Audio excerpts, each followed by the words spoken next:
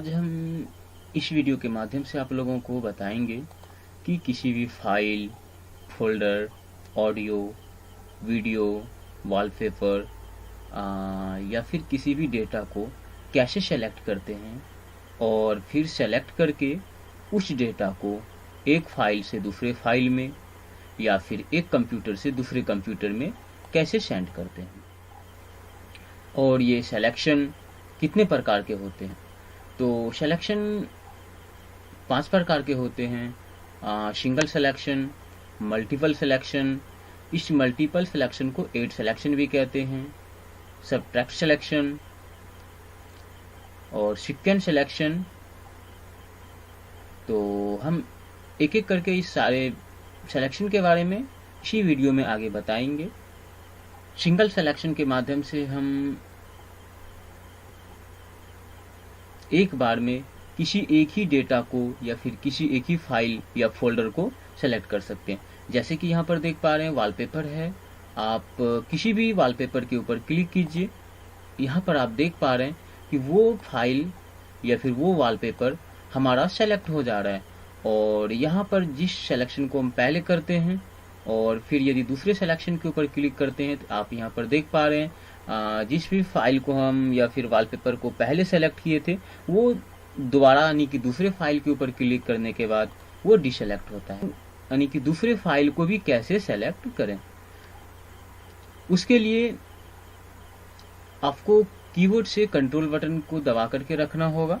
और कीबोर्ड में यहाँ पर 2 कंट्रोल बटन्स होते हैं, एक तो कीबोर्ड के लेफ्ट साइड में और दूसरा कीबोर्ड के मिडिल में होता है, नीचे की ओर। तो कंट्रोल बटन को दबा करके रखिए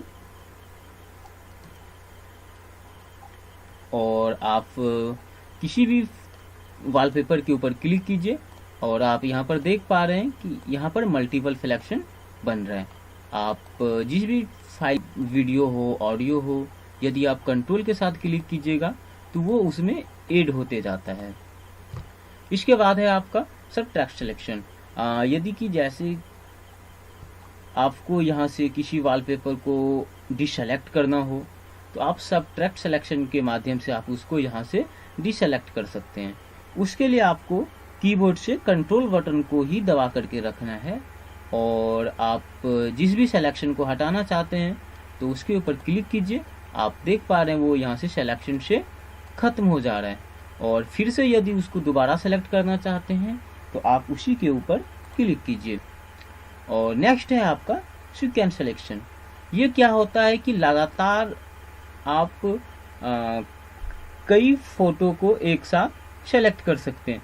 जैसे कि हमको इस वॉलपेपर से हमको यहाँ तक डायरेक्ट सेलेक्ट करना है, उसके लिए हमें माउस को क्लिक करके रखना होता है और ड्रैग करना होता है, तो इससे सिलेक्शन बन जाता है।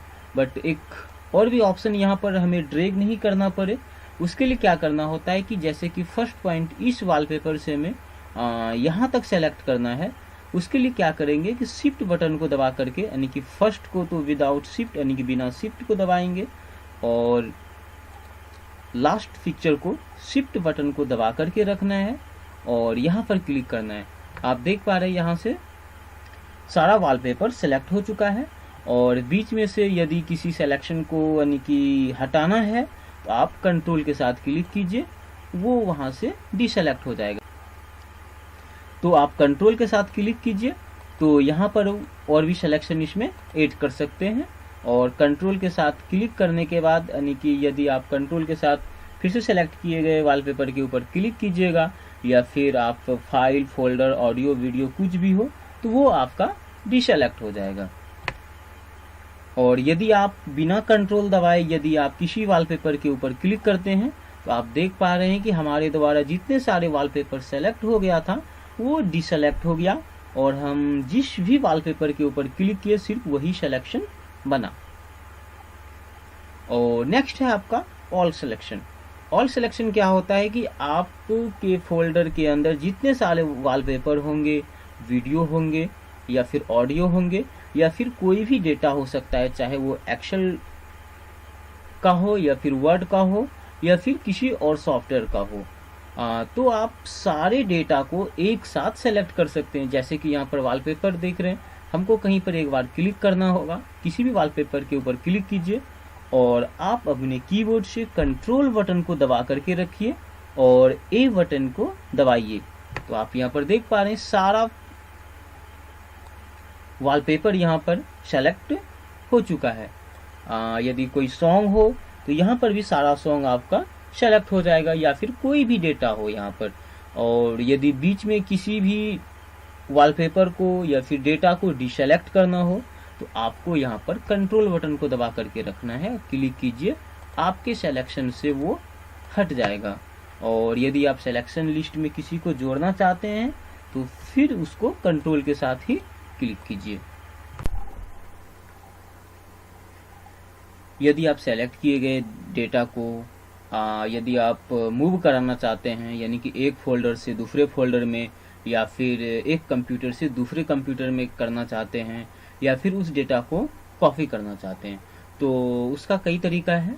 तो जैसे कि यदि आप राइट क्लिक करके करना चाहते हैं तो यहाँ पर आपको एक प्रॉब्लम हो सकता है। जैसे कि यहाँ पर हम देखिए, यहाँ पर जैसे राइट क्लिक किए तो क्या हुआ, कुछ ऑप्शन तो आया, हमारे द्वारा जो पहले फाइल सेलेक्ट किया गया था वो डिसेलेक्ट हो गया।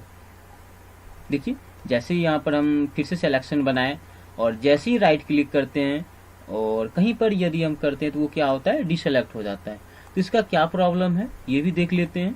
जैसे कि आप यहाँ पर सिलेक्शन बनाए और यदि आप इसको मूव कराना चाहते हैं या फिर इसका डुप्लीकेट करना चाहते हैं तो इसके लिए आपको क्या करना होगा, इसी सिलेक्शन एरिया के ऊपर ही आपको राइट क्लिक करना होगा। यदि आप कीबोर्ड शॉर्टकट जैसे कि कंट्रोल सी करते हैं तब तो इसमें कोई प्रॉब्लम नहीं होगा। यदि आप माउस से राइट क्लिक करते हैं तो आपको इस सिलेक्शन एरिया के ऊपर ही राइट क्लिक करना होगा, चाहे आप किसी भी वॉलपेपर के ऊपर क्लिक कीजिए। यदि आप किसी दूसरे वॉलपेपर के ऊपर क्लिक करते हैं जिसको कि आप सेलेक्ट नहीं किए, आपका क्या होगा कि बाकी सेलेक्ट किए गए डेटा आपका डिसेलेक्ट हो जाएगा। तो ध्यान रहे, आपको यदि कॉपी करना हो तो सेलेक्ट किए गए एरिया के ऊपर ही आपको राइट क्लिक करना होगा। और आप इसको चाहें तो डिलीट कर सकते हैं, कट कर सकते हैं, इसको कॉपी कर सकते हैं, या फिर इनके प्रॉपर्टीज को देख सकते हैं, या फिर आप सारे वॉलपेपर को, आप जितना भी वॉलपेपर को सेलेक्ट किए हैं उनको आप यहाँ से देख सकते हैं। धन्यवाद। तो कैसा लगा हमारा आज का ये वीडियो, आप कमेंट्स बॉक्स में ज़रूर बताएं और हमारे वीडियो को लाइक करें, हमारे चैनल को सब्सक्राइब करें।